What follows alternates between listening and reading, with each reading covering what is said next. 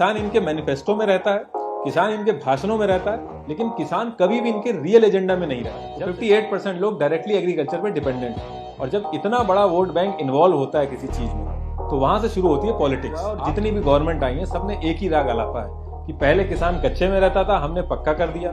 पहले वो चूल्हा जलाता था, हमने गैस दिला दी। जबकि असल बात यह है कि पक्के मकान में वही रह रहा है जिनके बच्चे खेती छोड़ के बाहर जॉब करने गए हैं। ये पूरी दुनिया में इकलौती ऐसी जगह है जहाँ पे ओनर सस्ते में बेच रहा है और कंज्यूमर महंगे में खरीद रहा है, और जिसका ना लैंड है ना अनाज है, जो मिडिल मैन है वो सबसे ज्यादा मुनाफा कमा रहा है। एक किसान हो और आपने पूरे साल भर मेहनत करके एक फसल उगाई है, अब उस फसल को आपको बेचना है। तो जो हमारा करंट सिस्टम है उसमें हम 3 तरीके से अपनी फसल को बेच सकते हैं। पहला है लोकल मार्केट, दूसरा है एपीएमसी मंडी, और तीसरा है एमएसपी। पहला ऑप्शन है लोकल मार्केट। इसमें किसान अपनी जान पहचान के साहूकार किसी शॉप पे या किसी लोकल मार्केट में अपनी इंडिविजुअल कैपेसिटी में जाके बेच सकता है। अब 30 से 40 किलो की बात हो तब तो वो ये कर सकता है, लेकिन जब कुंटलों में अनाज होता है तो उसके लिए एक इंफ्रास्ट्रक्चर चाहिए होता है, जैसे कोल्ड स्टोरेज, वेयर हाउसेज। इनमें बहुत पैसा लगता है। तो इसमें गवर्नमेंट ने एक सेकेंड ऑप्शन दिया एपीएमसी मंडी का, जो कि स्टेट गवर्नमेंट रूल करती है। इसमें कोल्ड स्टोरेज, वेयर हाउसेज, हर एक चीज का वो लोग टेक केयर करते हैं। किसान को सिर्फ ट्रांसपोर्ट पे पैसा लगा के वहां तक जाना है और अपना सामान बेच देना है। जब अनाज लेके किसान एपीएमसी मंडी पहुंचता है तो वहां पे कमीशन एजेंट होते हैं, जिनका काम होता है लोडिंग, अनलोडिंग, बिडिंग के लिए प्रोसेस पूरा देखना। वो एक तरह से फार्मर्स के रिप्रेजेंटेटिव की तरह एक्ट करते हैं। फिर वहां पे नीलाम करता होता है, जो कि पूरा बिडिंग प्रोसेस कराता है। फिर अलग अलग बिडर्स आते हैं, और जो बिडर सबसे ज्यादा पैसा देता है फार्मर को, फार्मर उसको अपनी उपज बेच देता है। एपीएमसी मंडी को अगर सिंपल तरीके से समझना है तो जिस तरीके से फ्लिपकार्ट और अमेजोन काम करते हैं, ठीक उसी तरीके से एपीएमसी मंडी भी काम करती है। फ्लिपकार्ट और अमेजोन बायर्स और सेलर्स को मिलाते हैं और अपना कमीशन ले लेते हैं, ठीक इसी तरीके से एपीएमसी मंडी भी करती है। बस एक चीज का डिफरेंस है, एपीएमसी मंडी में ट्रांसपेरेंसी नहीं रहती, बाकी अमेजोन और फ्लिपकार्ट में पूरी तरीके से ट्रांसपेरेंसी रहती है। एपीएमसी मंडी अगर इतनी फेयर होती तो जो हाल आज किसानों का है वो हाल होता नहीं। तो इसमें दिक्कत कहां कहां पे आती है? अब इसमें सबसे बड़ी दिक्कत आती है, जो मंडी के अंदर बिडिंग हो रही होती है उसके अंदर बिडर्स पहले से ही साठगांठ कर लेते हैं। अब इस साल का जो आईपीएल था उसमें ग्लैन मैक्सवेल का बेस प्राइस 2 करोड़ था। अब दिल्ली और पंजाब ने बहुत ही एक्सट्रीम लेवल पे बिडिंग करी, जिसमें वो 10 करोड़ से भी ऊपर के बिके। अब दिल्ली और पंजाब अगर पहले से ही साठगांठ कर लेता तो उनको ये रेट नहीं मिलता। तो सेम यही सिचुएशन हो रही है फार्मर्स के साथ। अब इसमें दूसरी सबसे बड़ी दिक्कत ये आती है कि एक एजेंट को 6% मिलता है पूरी डील कराने का। हर स्टेट में अलग अलग है, लेकिन अगर हम 6% लेके चलें तो मान लो अगर 100 रुपए का टमाटर बिका है तो 94 किसान को मिलने चाहिए और 6 रुपए मिलने चाहिए एजेंट को। लेकिन होता यह है कि एजेंट किसान से खुद खरीद लेता है 100 रुपए में और 180 में आगे बेच देता है। तो एक्चुअल में किसान को 169.2 मिलने चाहिए और 10.8 जो है वो एजेंट को मिलने चाहिए। लेकिन होता यह है कि 96 मिलता है किसान को और 86 कमाता है एजेंट। पहला ऑप्शन था लोकल मार्केट, दूसरा ऑप्शन था एपीएमसी मंडी। जब एपीएमसी मंडी में धांधली होने लगी तो तीसरा ऑप्शन गवर्नमेंट लेके आई, MSP, minimum support price. Government ने एमएसपी लाके ये कर दिया कि जो भी एमएसपी का रेट डिसाइड होगा उससे कम में क्रॉप्स नहीं बिकेंगी। अगर मार्केट में आपको उससे कम रेट मिल रहा है तो आप सीधे गवर्नमेंट के पास जाइए और अपनी क्रॉप एमएसपी रेट पे जाके बेच दीजिए। जैसे अगर मैं वीट का एग्जांपल लूं तो इस समय जो करंट रेट चल रहा है वो 1925 चल रहा है पर क्विंटल, जो कि बढ़ के 1975 हो गया। तो अगर आपको अपना गेहूं बेचना है तो आप सीधे गवर्नमेंट पे जाइए और एमएसपी रेट पे बेच दीजिए। लेकिन ये हर एक क्रॉप के लिए नहीं है।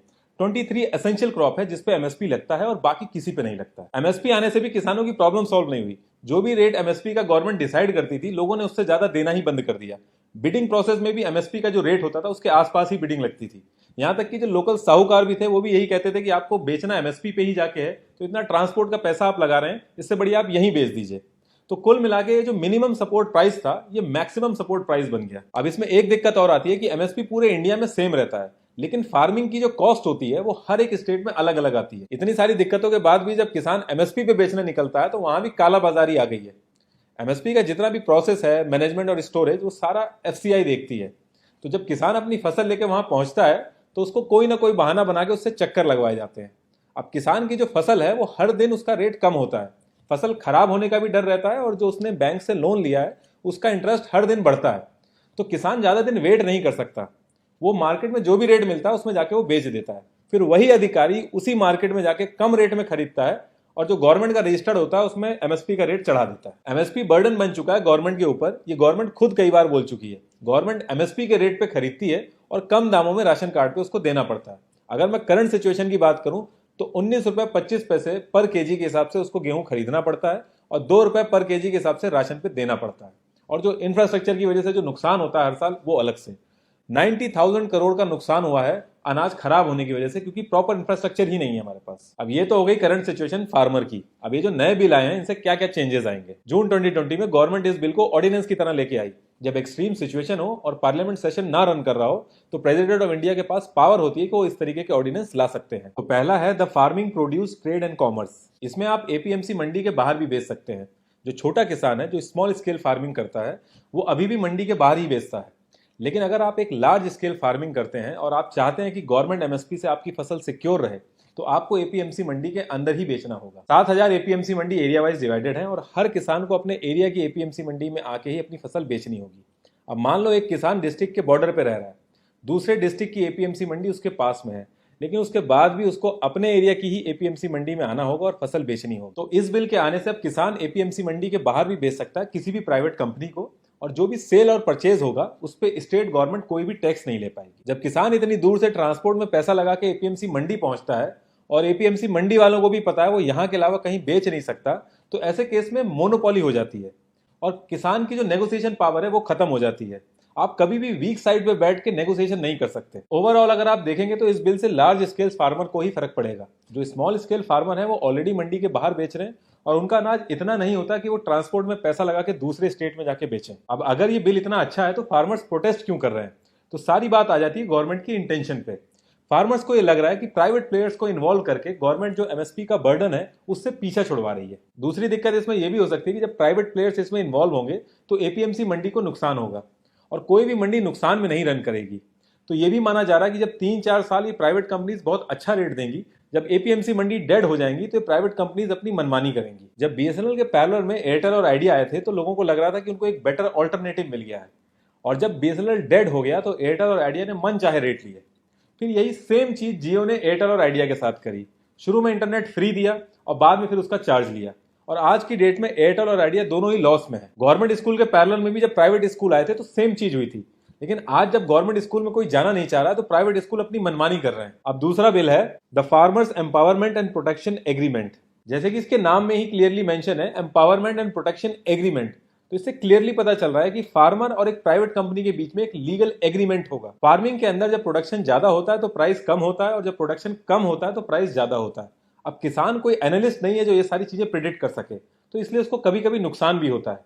तो इस बिल के आने के बाद अगर फार्मर इन सब चीजों से बचना चाहता है तो एक लीगल कॉन्ट्रैक्ट साइन कर सकता है किसी भी प्राइवेट कंपनी से, जिसमें पहले से ही रेट डिसाइडेड होगा। इसमें प्राइवेट कंपनीज किसान को बताएंगी कि उनको कैसी फसल चाहिए, और लैंड प्रिपरेशन हो गया, पेस्टिसाइड, फर्टिलाइजर्स, वेयर हाउसेस, इन सारी चीजों में मदद करेंगी। अब इसमें दिक्कत ये आ सकती है कि फसल पूरी होने से पहले ही कोई कंपनी लॉस में आके अगर बंद हो गई या दिवालिया हो गई तो उस केस में किसान का क्या होगा, या जैसी फसल एक कंपनी चाहती है वैसा प्रोडक्शन ना हो तो उस केस में क्या होगा। देखिए एक लीगल कॉन्ट्रैक्ट है और लीगल कॉन्ट्रैक्ट में हमेशा डिस्प्यूट होते हैं, और कोर्ट के अंदर एक किसान का इतने बड़े बिजनेस जाइंट के सामने खड़ा होना बहुत ही मुश्किल है।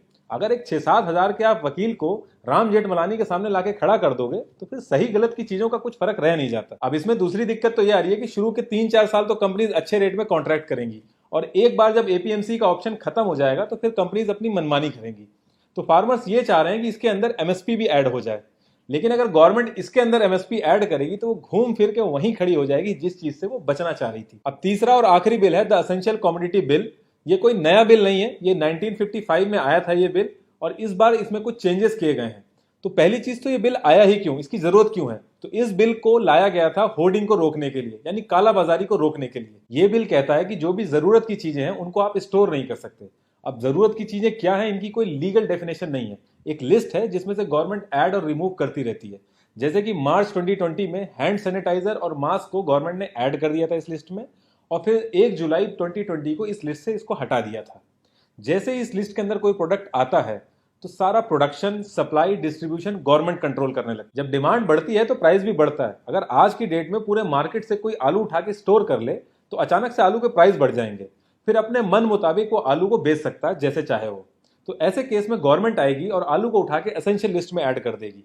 जैसे ही आलू एसेंशियल लिस्ट में ऐड होगा गवर्नमेंट का कंट्रोल आ जाएगा आलू के ऊपर, और जो भी उसको स्टोर करेगा उसको जेल होगी। गवर्नमेंट ने इस नए बिल में क्या किया है कि अनाज, दाल, आलू, प्याज, ऑयल, ये सारी चीजें एसेंशियल लिस्ट से बाहर कर दी हैं, और कहा है कि दोबारा इनको एसेंशियल लिस्ट में तभी डालेंगे जब कोई वॉर जैसी सिचुएशन होती है, कोई प्राकृतिक आपदा आती है, या अचानक से प्राइस हाई हो जाता है। गवर्नमेंट का कहना है कि इन सारी चीजों से किसानों को सही प्राइस मिलेंगे, और अगर आप नोटिस करें तो जिस दिन से असेंशियल लिस्ट में से सारी चीजें हटाई गई हैं उस दिन से इन सब के रेट भी बढ़ गए हैं। लेकिन प्रॉब्लम ये आ रही है कि फार्मर के पास इतना पैसा नहीं है कि वो इतना बड़ा इंफ्रास्ट्रक्चर मेंटेन करे, कोल्ड स्टोरेज मेंटेन करे इन सबको स्टोर करने के लिए। तो इसका जो असली फायदा है वो बड़े बड़े बिजनेसमैन ही उठाएंगे, इन सारी चीजों को स्टोर करके आर्टिफिशियल डिमांड क्रिएट करेंगे। तो ऐसा क्या रीजन है कि पंजाब और हरियाणा में ये प्रोटेस्ट ज्यादा हो रहे हैं?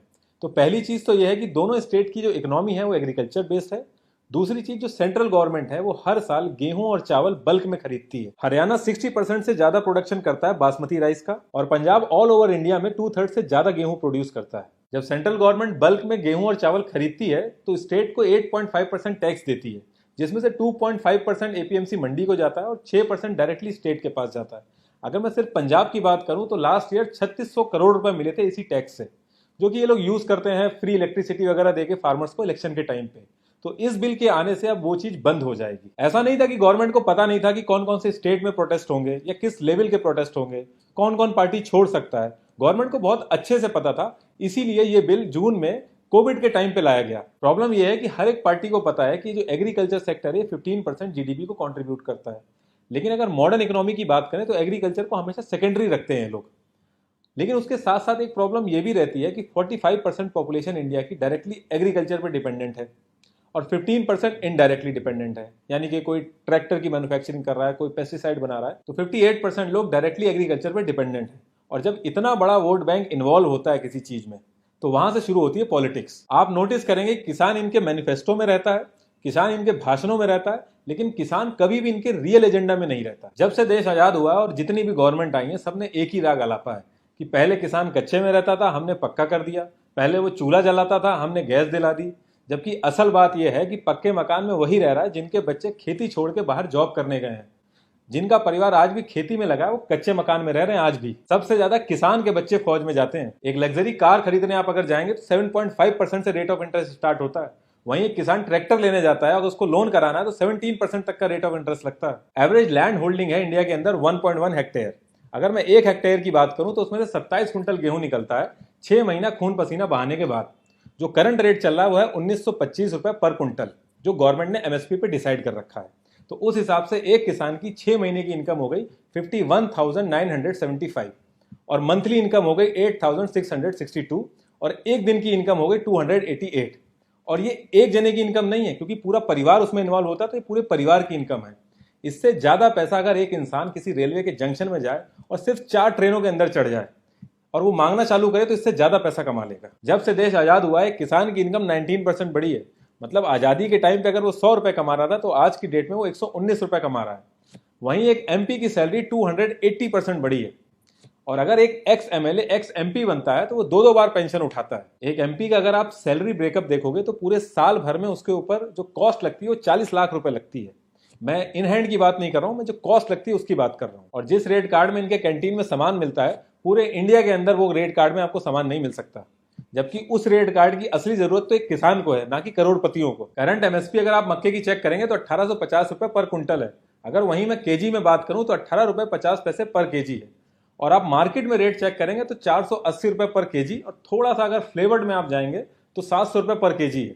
तो ये जो डिफरेंस है इससे आप आइडिया लगा सकते हैं कि बीच में कितना बड़ा मुनाफा छुपाया जा रहा है। ये पूरी दुनिया में इकलौती ऐसी जगह है जहां पे ओनर सस्ते में बेच रहा है और कंज्यूमर महंगे में खरीद रहा है, और जिसका ना लैंड है ना अनाज है, जो मिडिल मैन है वो सबसे ज्यादा मुनाफा कमा रहा है। और रही बात पार्लियामेंट में ये बिल सही तरीके से पास हुआ, वॉइस वोटिंग सही थी या गलत थी, तो इन सब चीजों में पढ़ के कोई फायदा नहीं है, क्योंकि ये सारी पार्टियां मिलकर बस एक्टिंग कर रही हैं मदद करने की, कोई एक्चुअल में मदद करना नहीं चाहता। 2019 में अगर आप ऑपोजिशन का मैनिफेस्टो देखेंगे तो पैराग्राफ 7 और सब क्लॉज 11 में वो लोग यही बिल लाने की बात कर रहे हैं। इनफैक्ट 2012 में ऑपोजिशन ने खुद स्मॉल स्केल पे कॉन्ट्रैक्ट फार्मिंग कराई थी, और आज की डेट में वो कह रहे हैं कि डेमोक्रेसी की हत्या हो गई है। 2001 में नवंबर के मंथ में अमृतसर के अंदर जो हमारी रूलिंग गवर्नमेंट है वो एसेंशियल कमोडिटी एक्ट को खुद ही अपोज कर रही थी। और ऐसा नहीं कि कोई और लीडरशिप कर रही थी, जो करंट लीडरशिप है वही इस चीज का अपोज कर रही थी। और आज की डेट में ये गेम चेंजर हो गई। किसानों की कंडीशन सही करने के लिए कोई बहुत बड़ा रॉकेट साइंस नहीं चाहिए। एक छोटा सा फ्रेमवर्क चाहिए जिसमें किसान जो कि लैंड का ओनर है, जिसकी फसल है, उसको सबसे ज्यादा प्रॉफिट हो। जब से हमारा देश आजाद हुआ है हमारी गवर्नमेंट ने बहुत बड़े बड़े डिसीजन लिए हैं। पाकिस्तान के 2 टुकड़े कर दिए, 370 हट गया, रातों रात 500,000 के नोट हट गए। तो इन सब डिसीजन के आगे ये सब बहुत छोटी सी चीजें हैं, लेकिन ये होगा पॉसिबल तभी जब गवर्नमेंट चाहेगी।